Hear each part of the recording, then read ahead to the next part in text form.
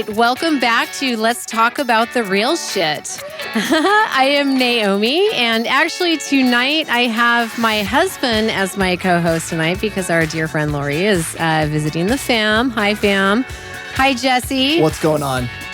Super excited to actually have my honey along with this one because I'm actually the technical nerd that runs this whole thing anyway. So they let me out of the basement to run this for this one to talk on the show. Let's hope this goes well. I'm really excited tonight, you guys. We have a special guest in the house, and he's actually only here in Portland for another week, which is why we've got him in tonight. So, hi, James Kelly. Hello. How's it going? So far, so good. Good. I met James Kelly in my rideshare the other day. I actually picked him up at the shipyard here in Portland, Oregon. And it's a pretty regular ride that I give, but this was the first time that I really knew what was going on behind the scenes, which is why we're sitting here today. So James Kelly, I'm going to let's get right into it tonight. Explain to our listeners what you guys are working on in Portland here. So I'm an electrical engineer myself. What we're doing here in Portland at the shipyard is the Veer shipyard has built a full-scale wave energy power converter. So it's a big yoke that floats in the sea and generates electricity from the motion in the waves. We're finishing final testing now, and then it's going to be dropped in the river next week and towed out to Hawaii, where it will spend 1 year in testing in Hawaii at the wave energy test site at the naval base there near Pearl Harbor. So, James, you're not from Portland then? No. Where do you come from? I am not. I am originally from Pittsburgh myself. I have been living in Ireland for the last 11 years. I live in the city of Cork in Southern Ireland, where I have studied /worked for University College Cork in Ireland, where we do a lot of this wave energy research. And I'd gone over to do a master's 2008 and for a year, and 11 years later, I'm still there. Now I have a PhD, and now I'm working on what I think is a very interesting project. So from Pittsburgh and currently reside in Ireland. Yeah. Awesome. I find it a bit ironic because I grew up in Pittsburgh. Pittsburgh is nowhere near the sea. I think before I turned 18, I think I went to the ocean 5 times, and now I work in ocean renewable energy. Look, I'm happy enough, but still is a bit of a surprise. So how did you get into this whole field? What was your motivation to get into it? Was it renewable energy, or were you interested in the ocean specifically, or was it a combination of both? Or it was renewable energy and luck. So when I did my undergrad in electrical engineering at University of Pittsburgh, Pitt, as it were. And I worked as an engineer. I was working in power plants and steel mills and stuff, but I wanted to do renewables. So they had a renewable energies master's at the University College Cork, UCC, in Ireland, and I went over there for a year to do the master's. I did the research part of my master's on this wave energy device that we're working on now here in Portland. So I wrote an 80-page thesis about control and power conversion for this thing.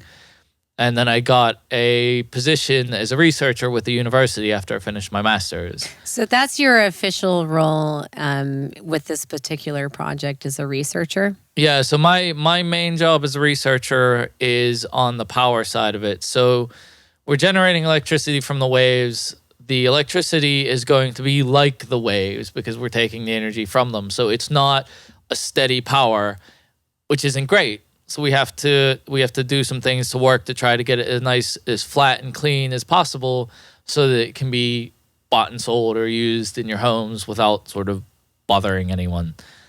So my job is to make sure that the energy that we generate meets international standards for what they call power quality, so that it can be consumed and it won't affect equipment, and it also won't affect people. So we have a lot of sensitive, fancy equipment to monitor the energy that we generate. And then I'm also going to be tasked with analyzing that and trying to figure out a way to make it better. So so obviously you're taking kinetic energy and you're turning it into electrical energy. Is that entire system in this particular device, or are there other things that like take that? Explain to me a little bit like the mechanics of how that would work. So with ours, it's completely self-contained.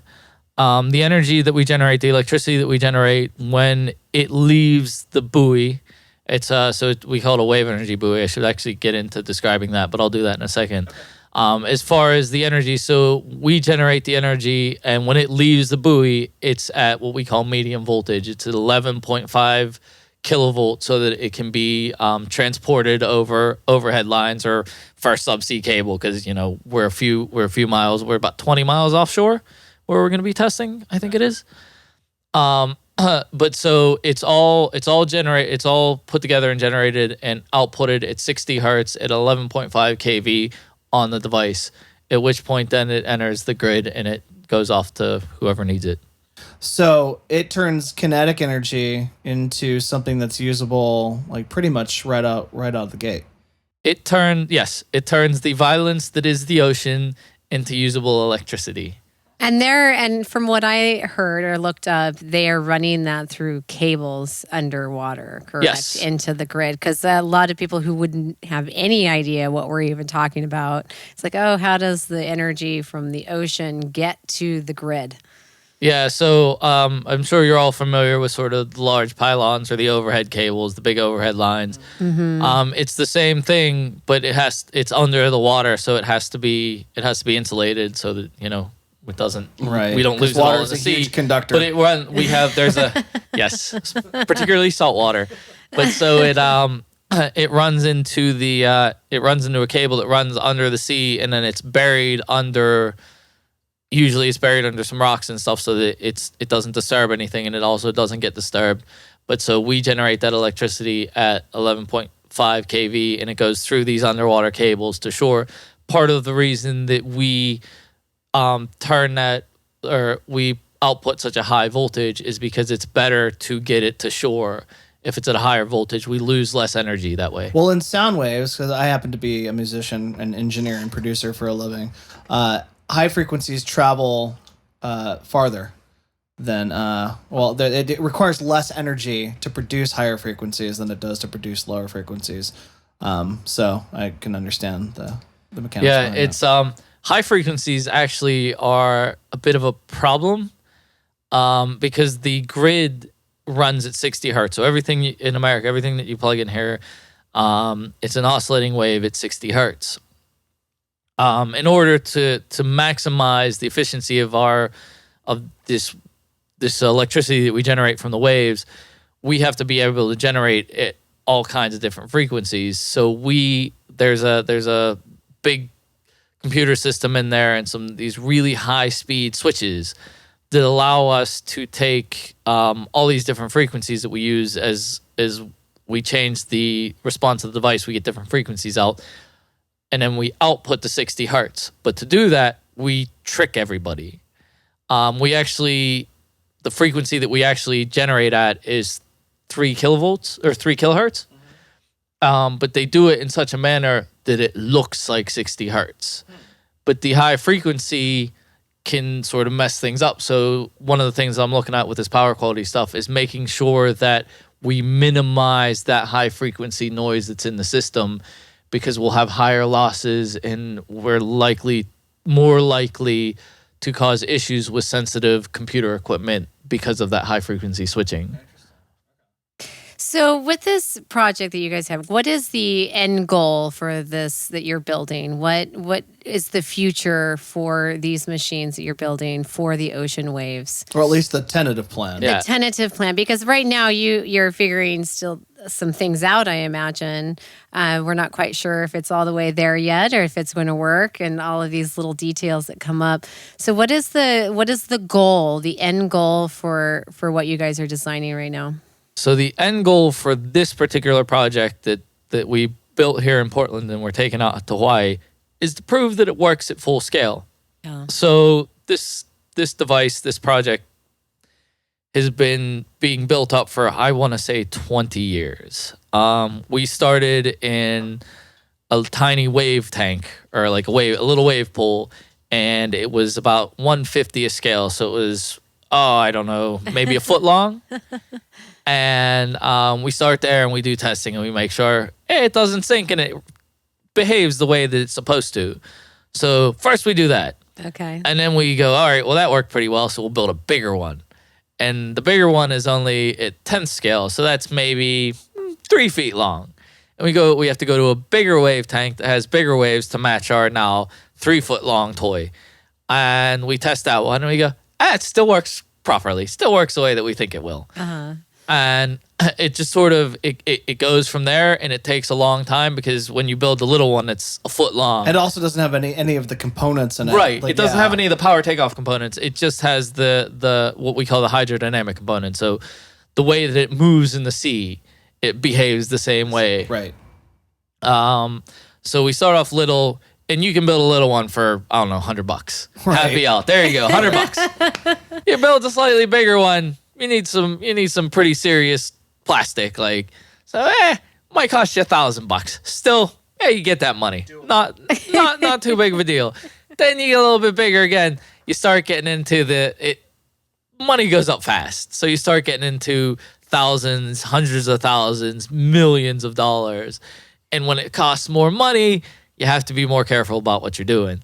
So we've been stepping this project up through the years. They actually, NASA has what they call technology readiness levels, and they're 1 through 9.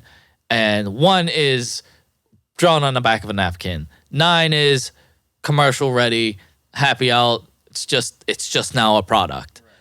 With this project, we hope at the end of this project to be TRL 8, which means almost commercial ready. And so our goal now is to make sure it works and build what we call a power profile to see under what sea conditions, so periods of the waves and the heights of the waves, how much energy do we get in certain situations. And if we can build this power profile, and also the work that I'm doing with the electricity, if we can be able to prove that, hey, we generated electricity that meets these international standards that you can put on the grid and won't cause any issues, then we're ready to go to actual consumers, actual people that might want to, whether like we work in Ireland and we have a large wave energy resource in Ireland. So the Irish grid, I think it's ESB, they have a test site for full scale devices. And so if this goes really, really well, maybe in 5 years we have 5 devices in Ireland, and maybe we have a few. There's a wave energy test site here in Oregon near Corvallis called PacWave. It's part of PMEC. PMEC is made up of the University of Washington, Oregon State University, and the University of Alaska Fairbanks. And they have this PacWave site, and hopefully we might have a few devices there as well.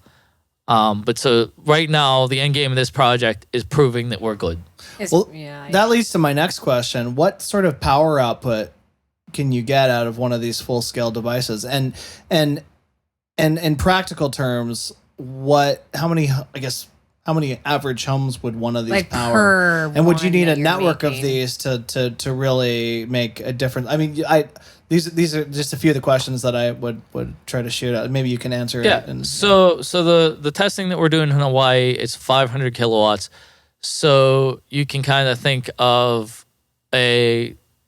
it as a kilowatt a day or so, or a kilowatt an hour is about the average consumption of a home. Okay. You can kind of think of it that way. So that's maybe not 100% accurate, but it's ballpark. Right.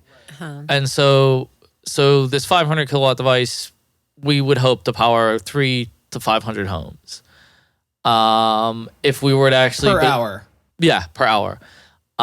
If we were to actually move it up here to Portland, we'd probably double our production because the waves are actually bigger here than they would be in Hawaii where we're testing. Like, it's rated for 500 kilowatts in Hawaii. If we literally took the same device, we'd have to change the turbine. But if we took the same device and moved it here to Portland, it would be 1 megawatt. And if you're familiar with wind turbines, your average wind turbine is about 2 megawatt. Okay.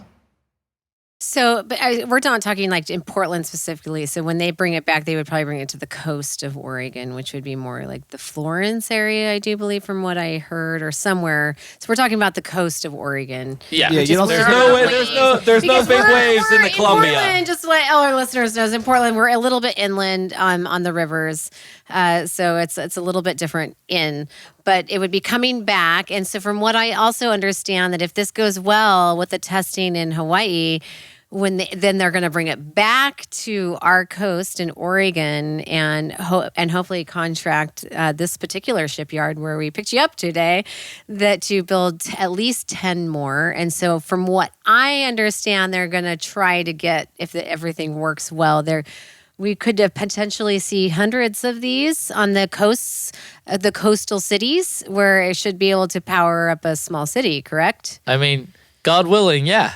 That's the goal. And I want to say as well, because this can be kind of important, you won't really see them all that much. So the device that I work on, it's about 110 feet long and 60 feet high. However, the majority of it is underwater. And these would be stationed, 20 to 40 miles off the coast. Right. 60 feet high is enormous. Yeah, but Oh, only yeah, no, it's about good. 15 of that would be above water. Sure. Okay. Most of it would be below water. And so one of the benefits about the wave energy, particularly this wave energy device, is it's not as visual as, say, wind turbines. Right. Like myself personally, I think wind turbines are pretty cool. They are But there are a lot of people that don't like to look at them, that don't want them anywhere near them. Is it And the same They kind must of be energy? old. usually, Because you know what? Like, that shit just seems like the future to me, and I'd happily have one of those in my deal. I think they're cool, but So- some people so- don't like them, and you gotta deal with everyone, just not just the people that like you. So. Yeah, I get it. So for somebody who is not as sciencey as like my husband is, are the wind turbines are harnessing their power from wind, and it's the same kind of concept in the ocean using the waves. And so is it the same kind of energy that they're trying to? It's all kinetic energy. Yeah, source it's from it's that? the same. It's the same concept. So Kinetic energy, by the way, honey, is movement of anything. Okay. It's just it's force. Like, if you apply force to something, that's kinetic energy. Wind applies force to things. Water applies force to things. It's the same. It's kinetic. But it's kinetic energy is, you're right, it's movement. So like potential energy, if you take a bowling ball up to the top of the Empire State Building, it has a certain amount of potential energy. And that potential energy is in the form of gravity, and it being up at the top of the Empire State Building. If you drop it while it's falling, it has kinetic energy. right. And that's sort of the difference. Potential energy is the potential to fall 200 stories and crush a man. But, Right. Yeah. Okay. But yeah, so it's the same concept as wind. There's a lot of energy in the sea, and we're just trying to take a bit of it and use that energy to create electricity in a means that's as intrusive as possible and renewable. Right. And What does a project like this cost? And do you? You may not be the right person to ask, but how much does it cost? How much electricity does it generate, and how long does it take to pay for itself? So the single device that we're running, this project is over 10 million. And in terms of like paying for itself economically, one of them, it would probably take the lifetime of the device to pay for itself. Right. However, once we perfect the technology and we can, produce them in bulk, like anything, the cost will come down. Yeah. And with the cost of energy goes up as well. So it's sort of a bit of a balancing act. Like right now, I don't like, in terms of just producing energy for the grid, if it's viable, it's because it's getting a little bit of help in terms of how much the electricity costs to buy from it. But if we get to the point where we can mass produce these things like they mass produce wind turbines, the hope is kind of a average time of return of about 7 years. Awesome.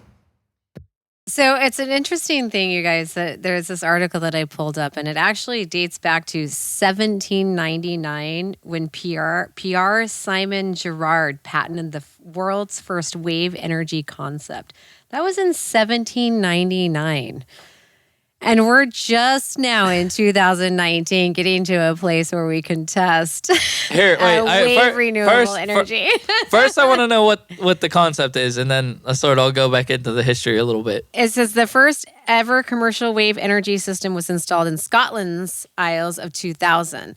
So that's Islay. That's an Islay. Yes, Islay. That's how you pronounce it. Islay. It's not how it now looks. I know. It's not how it looks, but it's pronounced Islay. Yeah, no, so it's just an article that I brought, but it just says that this is the first high-scale prototype only saw the light of day 200 years later. So, I mean, there's still something that somebody had thought of in 1799, and then what is the history that you know of? So the history that I know, like, goes back to sort of the oil embargo of the 70s. So during the 70s, with the sort of, shall we say, conflict that we had with Iran and things, and there was the oil embargo, and oil was very hard to come by, and gas prices went up. There was a big push for non-oil based energy, and there was a push for things like wind and wave and those sort of areas for generating electricity. And then in the 80s, everybody made good with each other, kinda. And the price of oil dropped significantly, and there was plenty of supply, and so everybody kind of went, you know what, never mind, we don't need that stuff, we're good, we got this, there's oil for years, centuries, like, so they kind of stopped doing work on it. The project that I'm working on, my boss / the CTO of the company that I work for, Jesus, we're well into this podcast and I haven't even mentioned them. Yeah, you should probably do that. We're 20 minutes in. So the company that I'm working for is called Ocean Energy. We are an Irish-based company, but we also have an office in Sacramento, California. And the company has been around officially for at least 15 years. I'm not entirely sure how long, but at any rate, the CTO of the company, his name is Tony Lewis. He was, when I did my master's, he was one of my professors. He was one of my supervisors for my PhD. And he was the director of the center that I worked in. And now you're working for him. Now I'm working for him. That's cool. This wave energy device that we built here in Portland, that's called an oscillating water column, that I should also kind of explain a little bit more. I like to call it his baby. The particular design of this device, like, it's a fairly well-known concept, this oscillating water column, but his particular device here is this. It's called a bent backwards duck buoy, and it's the device that's in the shipyard in Vigor. He's been working on this for at least 20 years, I'd say. He's been stepping it up through that 1 foot one all the way up to this 130 foot one. And he started in wave energy in the 70s. He started the center that I used to work in 1977. I imagine it must be hard for him with this idea to fight against the oil company. He's very excited. Like, he's very excited. I mean, he's been working on this as long as you've been alive. Yeah. It's you could, in terms of professionally, like, it's his life's work. Yeah, no, I get it. I totally understand. That's awesome. One of the other questions I had was how much energy is created, like, compared to sort of a wind turbine, the things we already have in place, renewable energies we have in place. You said a wind turbine is 1 megawatt or 2 megawatts? 2 megawatts. Wind turbines are usually 2 to 3 megawatts. They're working on bigger ones. I think they've gotten them up to 5 megawatts, and they might even talk about 10 megawatts offshore, but they're getting really, really big now. But the average one that you would see today, sort of, outside of a city or something like that, if you saw a wind farm, those are usually 2 or 3 megawatts. Okay. And this would be 20, you said, like 20 miles off the coast. You'd never really, it's not going to be an eyesore, which would be most people's concern. Right. You wouldn't really see it. And it's also, the other concern is sort of yeah, sure, you won't see it, but environmentally, Yeah, does it hurt the we've- marine animals? right. So what's the issue with it environmentally? So I wasn't part of this particular project, but they had this device testing at a quarter scale. It was about 35 feet long, in Galway Bay in Ireland for 2 years. And it turned into an artificial habitat. It was kind of a floating mussel farm. When they brought it in, it was covered in mussels, and it was a hangout for the seagulls who would pick the mussels off the device and then drop it on the device to crack the shells to get into the mussels. Right. As far as we can tell, it's very non-intrusive. The turbines that we use don't make too much noise, and it hasn't, as far as we knew from the first thing, it's not causing any casualties or anything. But it's something that we continue to watch. So part of this project as well, we will be monitoring its impact on the environment. So this goes to test, hopefully, in Hawaii in... So if all goes well, we'll have it plugged in before the end of November. Okay. And it's going to be tested in Hawaii. And what's the goal of this test specifically? See if it works. Generate electricity, prove that it works at full scale. Okay.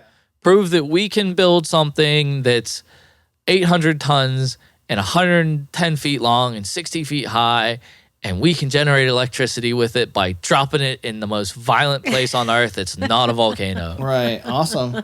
Wow. Which is cool. I mean, it's the biggest, largest scale of what you were talking about when it started in the fish tank. Yeah, It's like, all right, we're going to see if this floats, if it works. Are if you it going to Hawaii survives. then to monitor this whole thing? Are you part of that? I hope to be in Hawaii for the initial connection and the initial power up. We can run it remotely. You don't have to be in Hawaii the whole time, which in some ways is disappointing. Right, no kidding. I mean, but I still am looking at a free flight to Hawaii, and I worked on this project.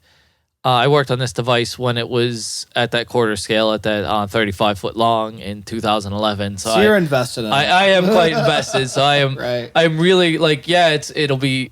I've never been to Hawaii. I'm excited about going to Hawaii.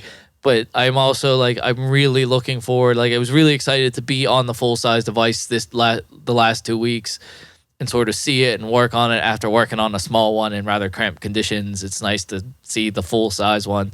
But I'm really excited about the prospect of, plugging it in and watching it work at full size. So if all goes well with this whole thing, what's the next step? Is it a concept that needs to be sold to be further funded by would a government buy this, or that's a good question. what's the next step for this? So we have If this works, so we have a few avenues for revenue. Sort of the basic avenue for revenue with this, particularly with this full size one, is really governments or utilities. So like the utility in Ireland, ESB, that produces electricity in Ireland, like we hope to work with them to sell them 5 that will generate electricity and that they will then pass on to the consumer. We also, here in the Pacific Northwest and in California, where they have, in California, I think they've pledged to have, I don't know what it is exactly, but a whole lot of renewable energy in California. So places where they have the waves, which is all up and down the West Coast, from Juneau, Alaska from Alaska all the way down to San Diego.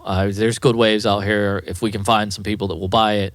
But we also are developing that 35-foot long one that we might sell to, say, a aquaculture, so like a fish farm somewhere where they might farm salmon, or a small island that needs a small bit of electricity. Is that the tube one that you're talking about? No. There's 2 different styles of it? This one, sizes. it's the same. It's the same basic concept, but it's just a smaller size. And because Okay. it's a smaller size, it works in different wave conditions and generates a lot less power. So if we were to take this 110-foot one and park it here off the coast of Oregon, at this pack wave site, it would be about 1 megawatt. So you're looking at 800 to 1,000 homes. If we took the 35-foot one and parked it somewhere where it was meant for where the wave conditions were similar. So you'd actually probably be looking at somewhere along the East Coast in the Atlantic where the waves are smaller. It'd be about 30 kilowatt. So you'd be looking at 10 to 25 homes. So, but that's like those ones, if they were for homes, it would be for isolated, islands and stuff. We have some islands in Ireland that are interested. And one of the interesting things about using ocean technology is it's pretty much always in motion. Like, unlike solar energy where you only get, 12 hours a day whenever the sun's out. Obviously it depends on the tide, I'm imagining, or is it, can you get 24 hours consistent movement generating the same consistent power? That's my question. So it's not the tide, it's the swell. One of the nice things about wave energy, so there's also tidal energy, which is directly affected by the tides, and we can predict it for 30, 40 years. We know what the tides are going to be like. But if you ask any surfer, you can know the wave conditions 2 days from now. You can say, oh, there's a big swell coming. You can say, oh, Thursday, there's going to be a really good swell, so I'm going to go surf Thursday. So we could know roughly how much energy we're going to generate a day or two in advance.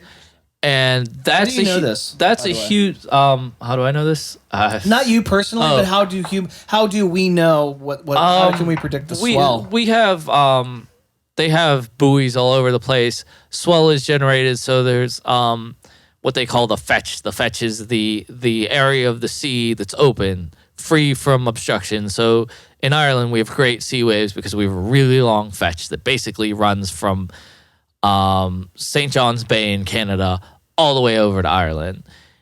Wow. And you get storms and stuff, and wind creates wave. So you have a storm, you get some big waves. Like you hear about storm surges with a hurricane. But that's short term right on shore. When you have this really long fetch, it takes days for those waves that start from the East Coast, from a storm in the East Coast of America, say, to reach Ireland. Right. As they're going, you get more storms. And so it builds this swell wave, and you get these nice long period waves that move slowly across the sea, but keep their energy until they hit the shore. And we can see these coming. And prediction is never perfect, but wave is more consistent than wind. Wind is more likely to die quickly than wave is, and it's harder to predict wind day to day than it is to predict the waves day to day. So that is a benefit because with energy, you have a demand. And there's what's called a demand curve. People get up in the morning and they have showers and make coffee and cook breakfast and whatever. And so the demand goes up, so you need more electricity. And most of our fossil fuel electricity sources, if demand goes up, turn up the burner. A little bit, we need more energy. Here's some more gas. Turn it up. Right. It's fine. With all renewable energies, you don't have control over the fuel source. But if you know the general fuel that's coming, it helps you prepare. But there must be some sort of battery intermediary, though, right? Or no? Is there do you store it like the times when the demand is lower? If the swell is high, is there a way to store that energy for use in times when it's going to be a higher demand for it? So there are ways to store energy. Batteries, the most common ways right now are batteries and hydroelectric. I don't know enough about this area, but I would think that you have quite a few hydroelectric plants just because of the nature of the mountains and things. Right. But you can use, if there's more energy than there is demand, you can use that energy to pump water up behind a hydroelectric dam. Oh, right. And then when there's less energy than is necessary, you can let that water back out through the hydroelectric dam. Just like a battery. The efficiency in that is maybe 80%, so you do lose about 20% of the energy. But if the energy is generated regardless, you don't lose it. Right. But it's still, like, from my point of view, from my sort of professional opinion as an engineer in power creation or electricity generation, that from a renewable energy standpoint, that is our biggest challenge, is storage.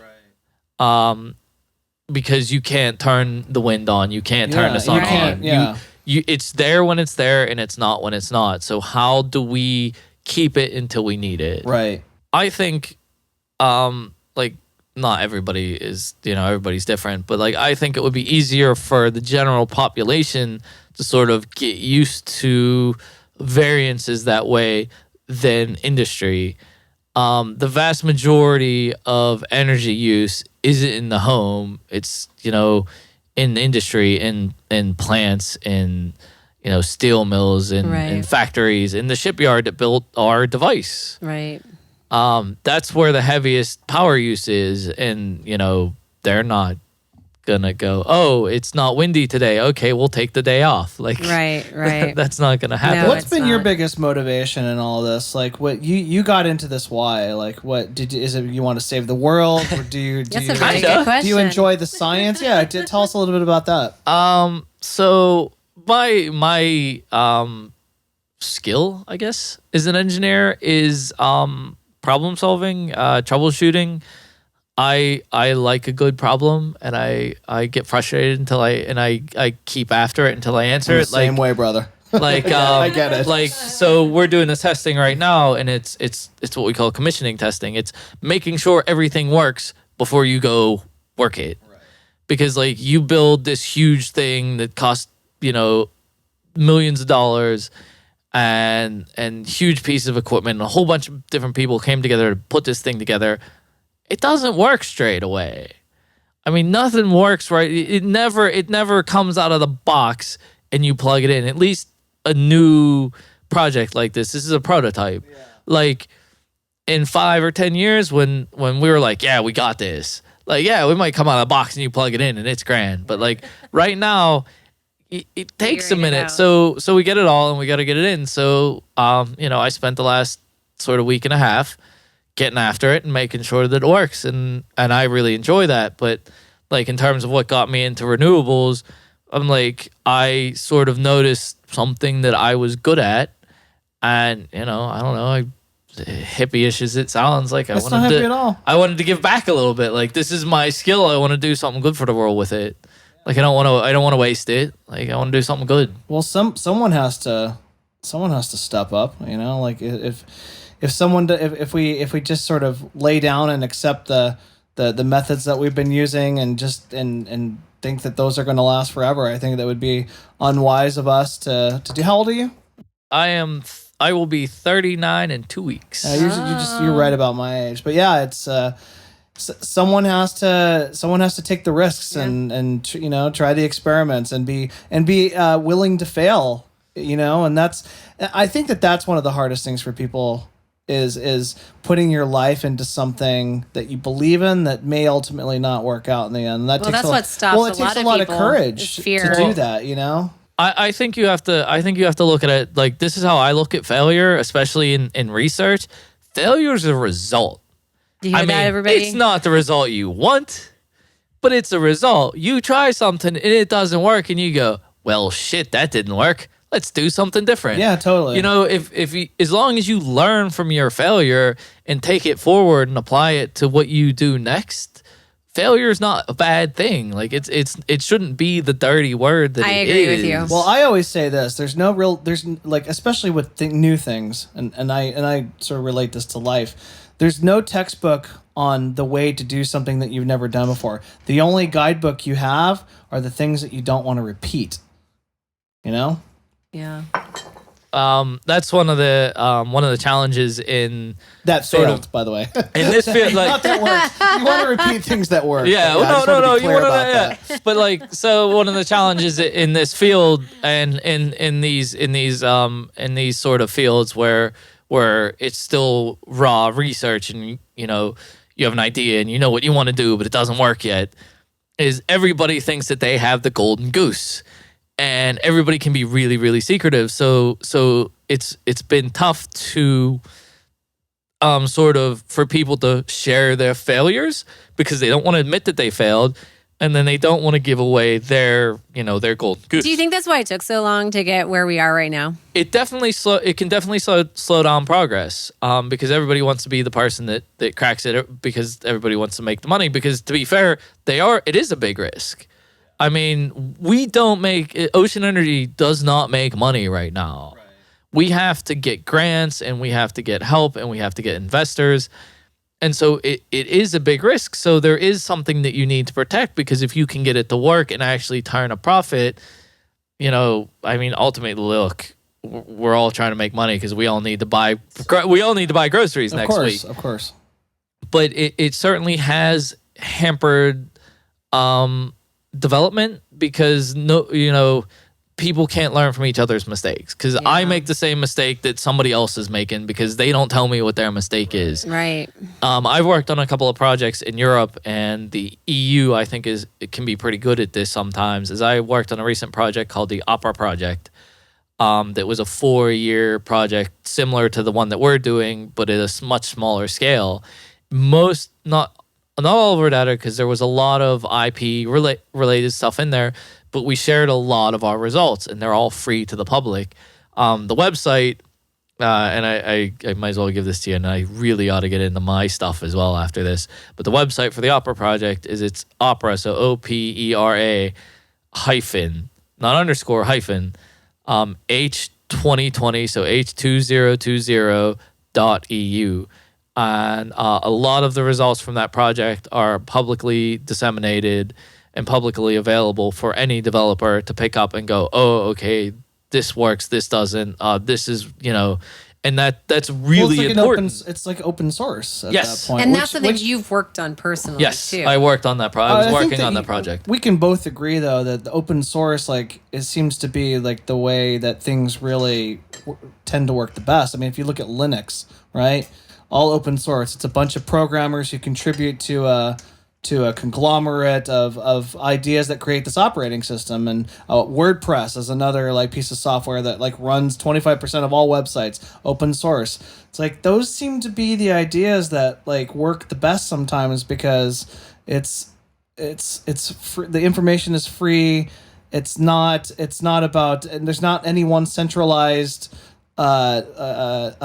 entity that's making the money from it. It's about kind of us. It's about people putting the best ideas in, and we all agree what ideas don't work and what ideas do work, and it makes the best product out of sharing information with each other. Like teamwork. Wow, weird. Yeah. What a concept. Well, there's pluses and minuses to open source. Open source is great for that sort of development, and for really there's all kind of things that branch off of Linux that if you're a little speciality and you're really into it, you can do crazy amazing things with Linux if you know it. Right. But for the average consumer, Linux is just a headache. Yeah, no, of course. And that's sort of the give and take. But in terms of development, particularly early technology development, yes, I think that the more idea sharing, the better things develop.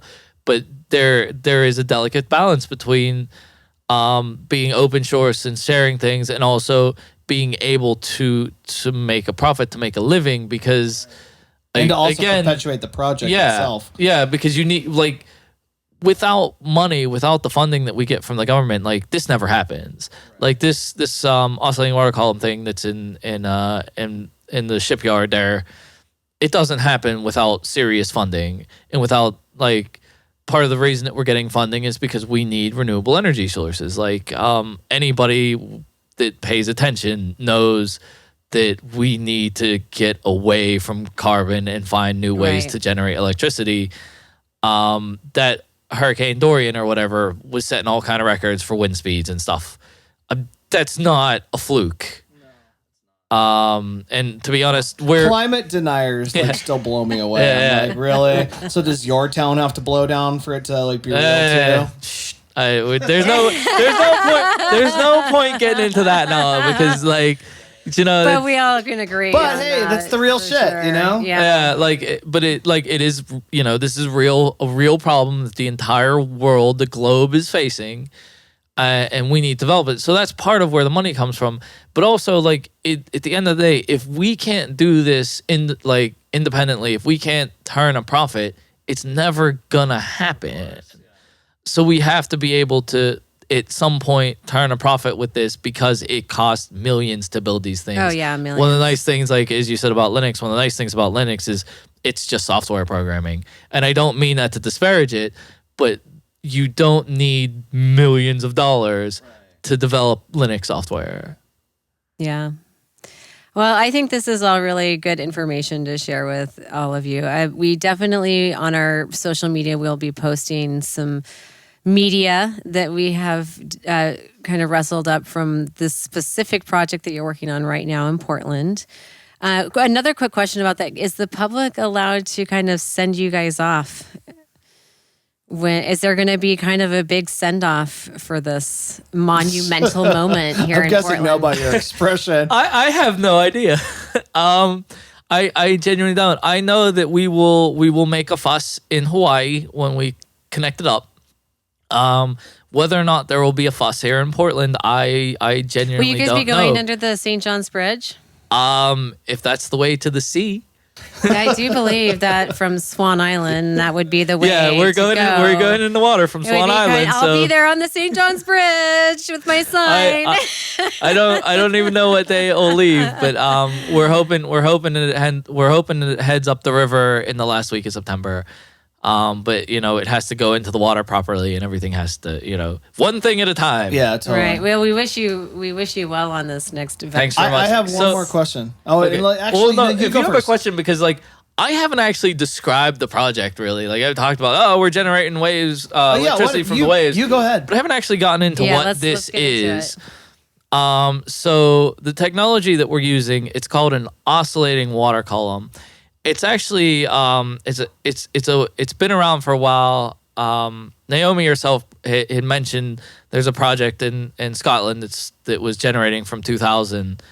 There's actually one in the Azore Islands, on the Azore Island, the Pico as well, that was built in the 90s, like the late 90s. But the basic concept is that you have a cavern, say, where there's a big opening under the water, and above the water there's a much smaller opening, and there's an air pocket in this cavern. The way that I've described before, so this is an onshore one. So there's this one in Scotland in Limpet. There was the Pico one that's been decommissioned. There is one in Matriku in Spain where it's actually 16. It's 16. It's 16 of these small ones. They're 18 kilowatts each. They're about 150 kilowatt or 100 and some odd kilowatt. I don't want to do the math right now. But enough to power the local community. But they're all small scale. This one is a much larger scale, and it's going to be offshore. And the way that I described it to Naomi when we first met her is it's like if you took a cup and you put it upside down in the water and you poked a hole in the top of it. If you moved the cup up and down in the water level inside the cup would go up and down and kind of stay level with the water a little bit below, but it would force air through this little hole that you've made. Right. If you pick that cup back up again, it would create a vacuum, and it would pull air back down through the hole to fill that vacuum. That's how these oscillating water columns work. And in that little hole that we put on top of our cup, we put a big turbine, a big fan. And we designed this turbine so that it spins in the same direction regardless of airflow. We have to give up a little bit in efficiency from pneumatic to mechanical efficiency conversion so that it works in both directions. But overall, we gain efficiency by designing the turbine that way because that's the air that we have. And that turbine then spins a generator, and that generator creates the electricity. And then we have computer software that I've also worked on that will monitor the system, and we will adjust the controls of the turbine to maximize the electrical output given the conditions that the device works in. And also, I mean, we were talking about it earlier too. So there's a lot of work that goes into every detail of this, including the ropes that you're making to put it in place as well. So it's not just any rope, right? Mooring lines. Yeah, so it's hefty rope.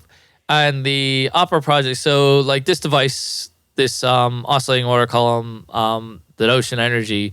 So again, I don't remember if I've said this, and Tony will beat me over the head. But so the company I'm working for, the company has developed this oscillating water column that's here in Portland. Is called Ocean Energy.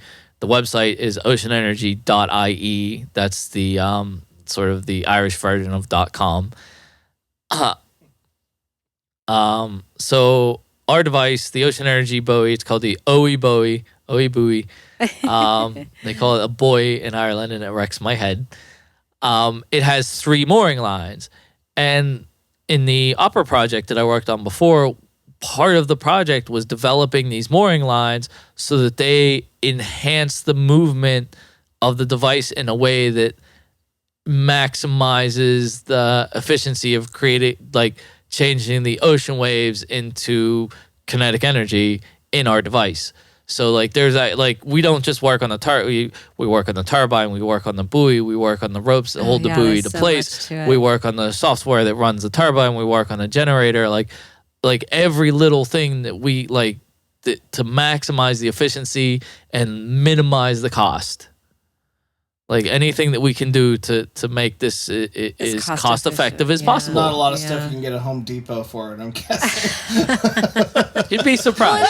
It is new. A lot of it's new ideas and how it's all working. So that's our dog who's crying. If a young person wanted to get involved with renewable energy, or specifically this type of technology, what sort of path would someone take to become involved, to get more involved, to be a part of this change that I think we can all agree needs to happen? Oh man, there's so many different things that you can do. Like immediately, and this will sound like I'll feel funny saying this, but immediately, the first thing that the best thing you can do that might make a difference immediately is, harass your congressman. Right. I know that sounds, but this is what we need to be hearing. But you need to do that. The oil companies and shit, the freaking Koch brothers, they spend so much money annoying politicians so that they'll get their way, and so if you want this to happen, you need to. Unfortunately, at the end of the day, the people that make these decisions are the politicians. I'm ranting. Hold on. Let me tune that down a little bit. I was in a rant. Hang on. Excuse me. But genuinely, that you could do tomorrow is contact your congressman and be like, this Green New Deal thing. I don't know how pie in the sky it is, but damn it, we need to go that direction. It's too late. It's too late not to dream big now. We could have 30 years ago, dude. We knew about this 30, 40 years ago. We knew it was happening, and we ignored it, and we can't ignore it anymore. We can't ignore it. No, our kids are wanting us to panic. So that's one thing that you can do. If you're gifted in math, like I am, you can steer your way towards engineering. You can get into development. You can get into the statistics of things. You can get into because we need to figure out the best way to make this economically viable. So we need accountants and all that carry on. If you're better at engagement, we need the PR side of things. We had a guy come over from Ireland. We brought in this PR guy, and we had the local Fox affiliate here in Portland come in and sort of interview us, and just getting our name out. If that's sort of the thing that you're good at, you can get involved in that. If you're in the Portland area or the Northwest in general, look into PMEC, the Pacific Marine Energy Center. Again, I think I mentioned it before. It's University of Washington, OSU, and Alaska Fairbanks. They do a lot of work in this ocean renewable energy stuff. They have this PackWave site that they're building. There's a big conference actually. The conference will happen before this gets published. But there's a conference called the Ocean Renewable Energy Conference in Portland this week that I'm also here for. I'll be attending tomorrow and Wednesday and Thursday. So that sort of happening. Man, Google stuff.